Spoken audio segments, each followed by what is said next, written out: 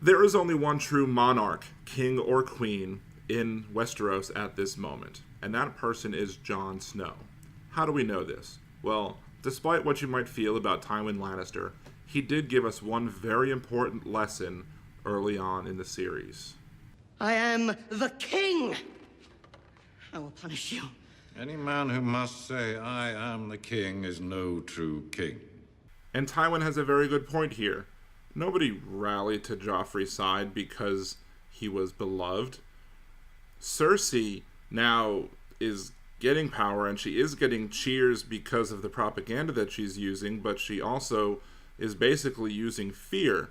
And while the people will react to the fear, as long as they view her as the biggest threat to their safety, if somebody else comes along and challenges her power, then they may very well likely flock to that other person and not support her because they feel that she is the person that they want to support as queen. Even Daenerys.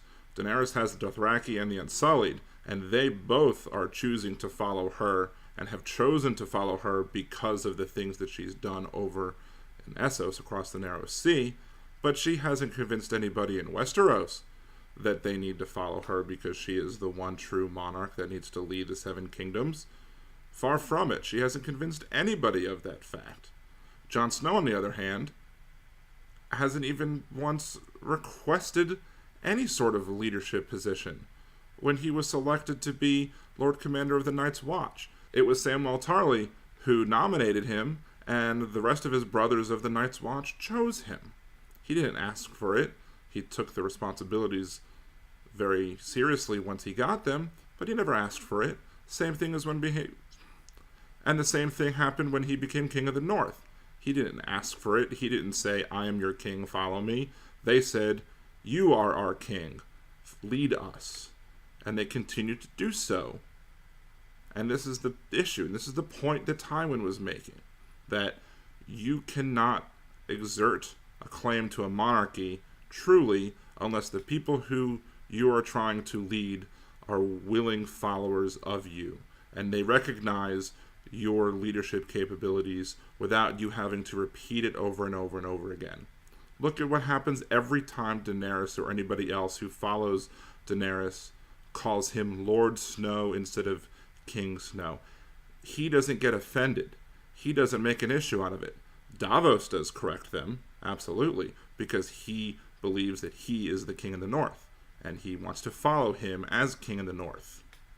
Daenerys, on the other hand, when anybody chooses to not respect her station as queen, she makes it a point to say, you're not calling me queen. In fact, she made it a point when she was discussing with Jon Snow over whether or not he was going to bend the knee.